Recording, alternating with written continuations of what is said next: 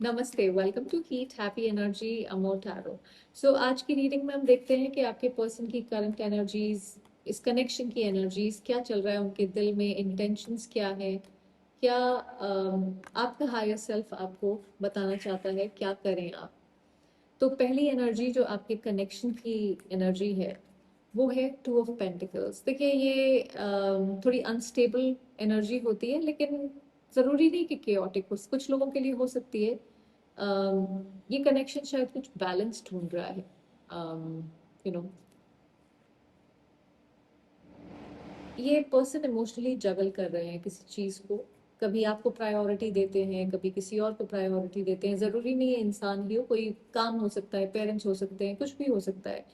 पर अपनी लाइफ की दूसरी रिस्पॉन्सिबिलिटी के बीच में कहीं ना कहीं जगल कर रहे हैं।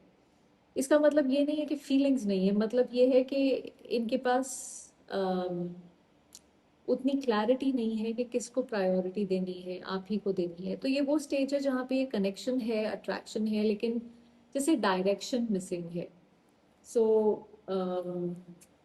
हो सकता है ये ऑन एंड ऑफ सिचुएशन हो, या कभी आप बात कर रहे हैं कभी नहीं कर रहे हैं, पर ये प्रायोरिटाइज नहीं है इस समय कनेक्शन। किंग ऑफ सॉर्ड्स की एनर्जी है। अम, उनके इमोशंस जब वो आपके बारे में सोचते हैं, देखिए ये इमोशनल कार्ड नहीं है, ये इंटेलेक्चुअल कार्ड है। यानी जब भी वो आपके बारे में सोचते हैं तो दिमाग ज्यादा एक्टिवेट होता है इनका दिल से। आपके बारे में सीरियसली सोचते हैं, रिस्पेक्ट है, एडमिरेशन है, लेकिन इमोशंस को एनालाइज करते हैं, फील कम करते हैं। तो जब आप इमोशंस को लॉजिकली देखना शुरू कर देते हैं तो फिर थोड़ी सी प्रॉब्लम हो जाती है वहाँ पे।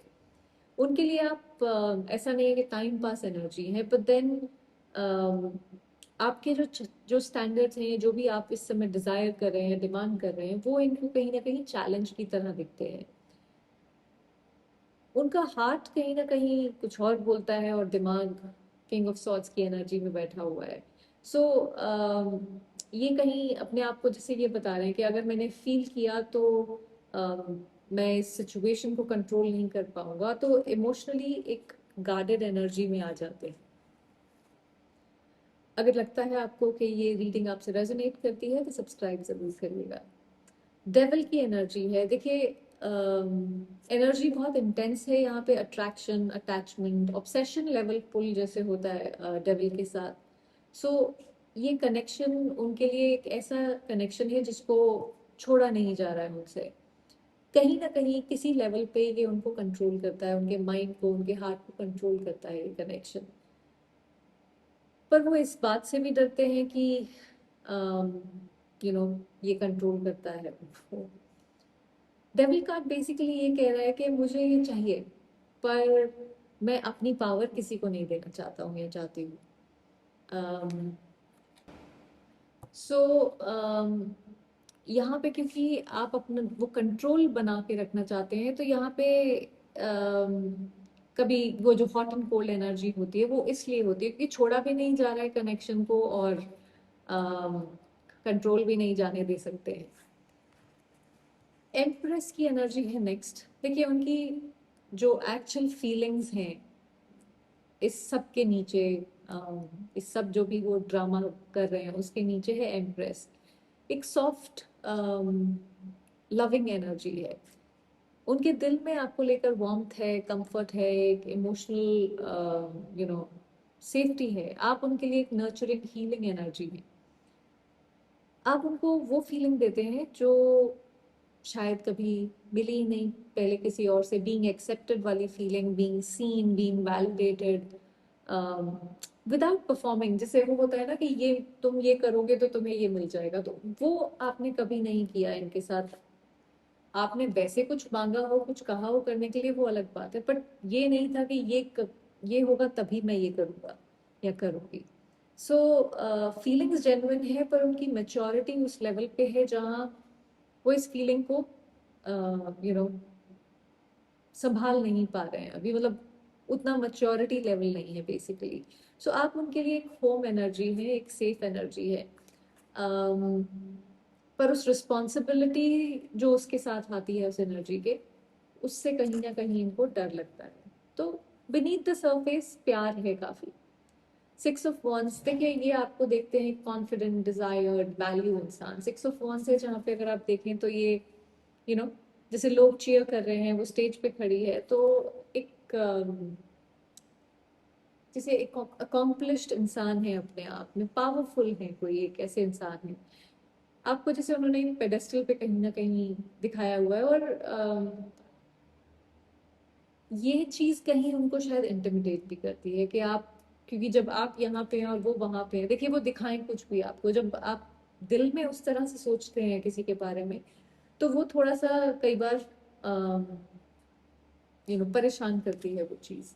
सो उनको पता है कि आप सेटल नहीं करोगे, क्योंकि आपको पता है कि आपकी वैल्यू क्या है, आप उससे यू नो जो भी आप डिजर्व करते हो। तो अम, ये भी जानते हैं कि अगर उन्होंने स्टेप अप नहीं किया तो शायद वो आपको खो देंगे इस समय। उनको पता है, और कोई और कर देगा आपके लिए वो चीजें। सो इसलिए उनके मन में एडमिरेशन भी है और इनसिक्योरिटी भी है कहीं ना कहीं। एस ऑफ कप्स की एनर्जी, देखिए एक इमोशनल ओपनिंग लेके आता है एस ऑफ कप्स, ये उनके नेक्स्ट एक्शंस, पॉसिबल एक्शंस की एनर्जी है। सो ये कार्ड बोलता है कि कहीं ना कहीं दिल के दरवाजे खुलेंगे।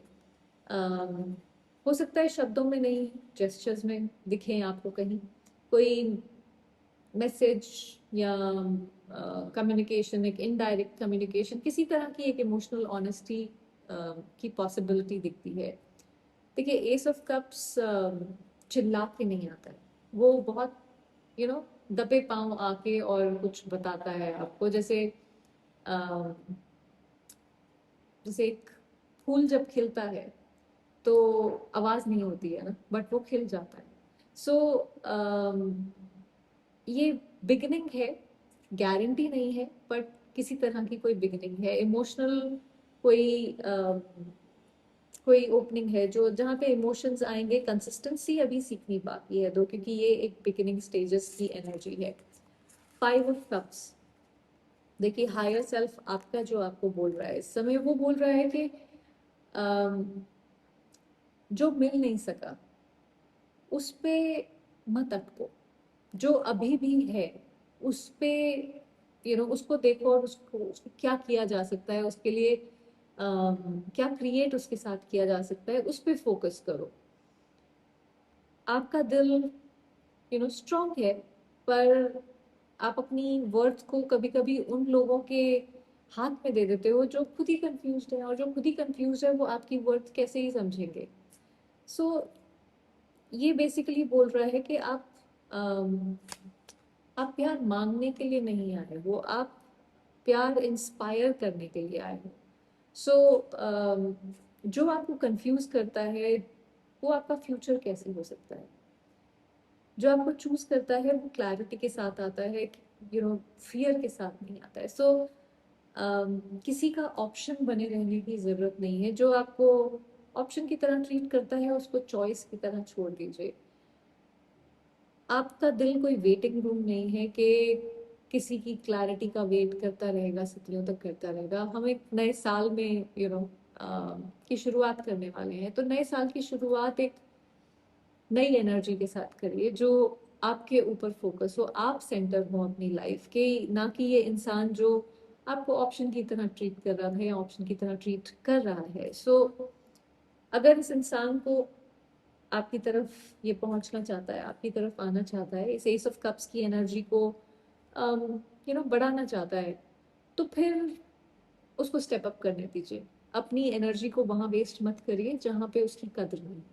कद्रदान बहुत मिलते हैं, पर आपको अपनी कद्र खुद करनी पड़ेगी। आई होप इससे आपको कुछ क्लैरिटी मिली हो। Thank you for watching.